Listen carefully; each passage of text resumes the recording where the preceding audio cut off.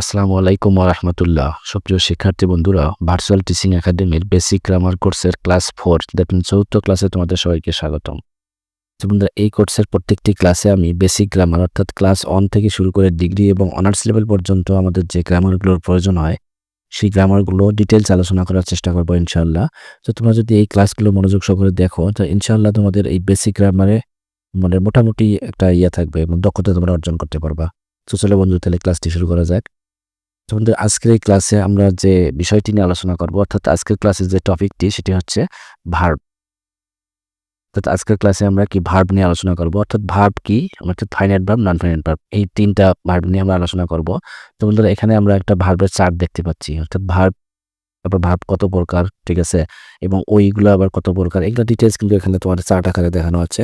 তো তোমরা একটু দেখে নিবা এগুলা, ঠিক আছে। তো বন্ধুরা, এই ভার্বগুলো স্টেপ বাই স্টেপ আমরা প্রত্যেকটা ভার্বই আলোচনা করব এবং আলোচনার শেষে এগুলো ছাড়াও আরো বিভিন্ন প্রকার ভার্ব আছে, এগুলো নিয়ে আমি আলোচনা করার চেষ্টা করবো ইনশাআল্লাহ। তো চলো বন্ধু, তাহলে ক্লাসটি শুরু করা যাক। সো বন্ধুরা, ফার্স্ট অফ অল আমরা ভার্ব বা ক্রিয়া, ঠিক আছে, ভার্ব কি সেটি জানবো। অর্থাৎ ভার্ব মানে হচ্ছে কি ক্রিয়া, ক্রিয়া মানে হচ্ছে কি কাজ, ঠিক আছে। তো দেখো, যে ওয়ার্ড বা শব্দ দ্বারা, ঠিক আছে, যে ওয়ার্ড বা শব্দ দ্বারা কোনো কিছু করা, হওয়া বা থাকা বোঝায় তাকে ভার্ব বা ক্রিয়াপদ বলে, ঠিক আছে বন্ধুরা।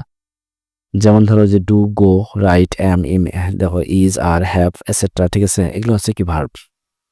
তো বন্ধুরা, এগুলো নিয়ে আরো আমরা ডিটেলস আলোচনা করব। তারপর দেখো, এই ভার্ব হচ্ছে প্রধানত দুই প্রকার। এটা হচ্ছে কি ফাইনাইট ভার্ব, ঠিক আছে, ফাইনাইট ভার্ব, আর একটা হচ্ছে নন ফাইনাইট ভার্ব, যেটা আমরা একটু আগে একটা চার্টের মধ্যে দেখলাম, ঠিক আছে। তো ফাইনাইট ভার্ব বা সমাপিকা ক্রিয়া, তাহলে ফাইনাইট ভার্বের বাংলা হচ্ছে কি সমাপিকা ক্রিয়া। সো ফাইনাইট ভার্ব কি সেটা আমরা একটু দেখে নেই।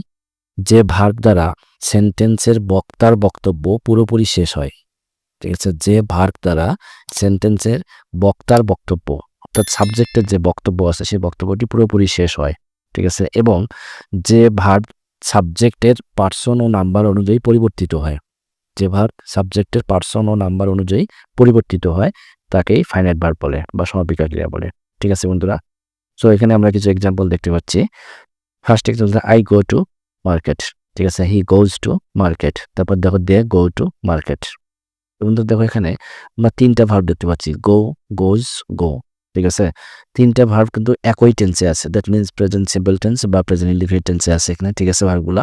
কিন্তু এই ভার্বগুলো দেখো, যখনই তোমার এই সাবজেক্টের নাম্বার ও পার্সন পরিবর্তন হয়ে গেছে, সঙ্গে সঙ্গে ভার্বগুলো পরিবর্তন হয়ে গেছে। দেখো, আই ফার্স্ট পার্সন গো, ই হচ্ছে থার্ড পার্সন গোজ হয়ে গেছে, ঠিক আছে।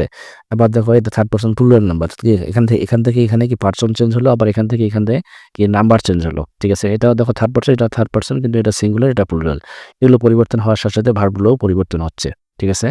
সো এই ভার্বগুলোই হচ্ছে কি ফাইনাইট ভার্ব। তাছাড়া কোনো সেন্টেন্সে যদি একটা ভার্ব থাকে, ঠিক আছে, যদি একটি ভার্ব থাকে, সেই ভার্বটি সাধারণত ফাইনাইট ভার্ব হিসেবেই কাজ করে।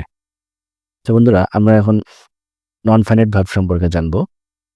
তো দেখো, নন ফাইনাইট ভার্ব বা অসমাপিকা ক্রিয়া, নন ফাইনাইট ভার্বের বাংলা হচ্ছে অসমাপিকা ক্রিয়া। তো দেখো, যে ভার্ব দ্বারা সেন্টেন্সের বক্তার বক্তব্য পুরোপুরি শেষ হয় না, ঠিক আছে, অসমাপিকা মানে যেটা পুরোপুরি শেষ হয় না, এবং যে ভার্ব সাবজেক্টের নাম্বার ও পার্সন অনুযায়ী বা পার্সন ও নাম্বার অনুযায়ী পরিবর্তিত হয় না, ঠিক আছে, তাকে নন ফাইনাইট ভার্ব বা অসমাপিকা ক্রিয়া বলে। অর্থাৎ ফাইনাইট ভার্বের বিপরীত, ঠিক আছে, বিপরীত ভার্বটাই হচ্ছে কি, মানে ফাইনাইট ভার্বের সম্পূর্ণ অপোজিট ভার্বটাই হচ্ছে নন ফাইনাইট ভার্ব, ঠিক আছে। দেখো, এখানে আমরা কিছু এক্সাম্পল দেখতে পাচ্ছি। সো বন্ধু, তোমাদের বোঝার স্বার্থে আমি এই তোমার ফাইনাইট ভার্বের যে এক্সাম্পলগুলো ছিল সেই এক্সাম্পলগুলো এখানে ইউজ করেছি, তার সঙ্গে নন ফাইনাইট ভার্ব অ্যাড করে দিয়েছি। দেখো, I go to market to buy a mobile phone, ঠিক আছে, আমি একটা মোবাইল ফোন কেনার জন্য বাজারে যাই। He goes to market to buy a mobile phone, সে একটা কি মোবাইল ফোন কেনার জন্য বাজারে যায়।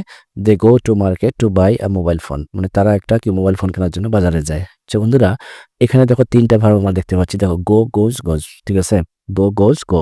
তাহলে এখানে দেখো, এই ধরনের সাবজেক্টের নাম্বার ও পার্সন পরিবর্তন হচ্ছে, সঙ্গে সঙ্গে এই ভার্বগুলো কিন্তু পরিবর্তন হচ্ছে, গো থেকে গোজ, গো, ঠিক আছে। কিন্তু এখানে আমরা আরো একটা ভার্ব দেখতে পাচ্ছি এখানে, ঠিক আছে, বাই, বাই, বাই, ঠিক আছে। দেখো, এই সাবজেক্টের নাম্বার ও পার্সন পরিবর্তন হওয়ার পরেও এই ভার্বগুলো দেখো, এই ভার্বগুলো কিন্তু পরিবর্তন হয়নি, যেমনটা তেমনটাই আছে। তো এই ভার্বগুলোই হচ্ছে কি নন ফাইনাইট ভার্ব, ঠিক আছে বন্ধুরা। তাছাড়া মনে করো যে কোনো সেন্টেন্সে যদি একটি সাবজেক্ট থাকে, ঠিক আছে, একটি সাবজেক্ট থাকে এবং এবং একটা ফাইনাইট ভার্ব থাকার পরে, ঠিক আছে, একটা ফাইনাইট ভার্ব আছে, তারপরে যদি কোনো ভার্ব থাকে, সেই ভার্বটা হবে কি সাধারণত নন ফাইনাইট ভার্ব, ঠিক আছে। সেগুলো নন ফাইনাইট ভার্বের মানে এই নন ফাইনাইট ভার্বগুলো বিভিন্ন প্রকারের হয়ে থাকে, সেগুলো আমরা পরের ক্লাসে জানার চেষ্টা করবো ইনশাআল্লাহ। সো বন্ধুরা দেখো, পরের ক্লাসে আমরা এই নন ফাইনাইট ভার্বের যে ইয়াগুলো আছে, তো ফাইনাইট ভার্ব এবং নন ফাইনাইট ভার্ব, ঠিক আছে? ফাইনাইট ভার্বের হচ্ছে কি প্রিন্সিপাল ভার্ব এবং অক্সিলারি ভার্ব, তারপরে যে নন ফাইনাইট ভার্ব হচ্ছে জিরান পার্টিসিপেল ইনফিনিটিভ। সো নেক্সট ক্লাসে আমরা প্রিন্সিপাল ভার্ব এবং অক্সিলারি ভার্ব নিয়ে আলোচনা করব এবং তারপরের ক্লাসে জিরান পার্টিসিপেল ইনফিনিটিভ এগুলো নিয়ে আলোচনা করব। অর্থাৎ প্রত্যেকটা ভার্বই আমরা কি স্টেপ বাই স্টেপ আলোচনা করব, ঠিক আছে? এবং এগুলোর শেষে আরও কিছু ভার্ব আছে, এগুলো নিয়ে আলোচনা করা হবে। সো বন্ধুরা আজ এ পর্যন্তই, পরবর্তী ক্লাস দেখার আমন্ত্রণ জানিয়ে ক্লাসটি আমি এখানে শেষ করলাম। আল্লাহ হাফেজ।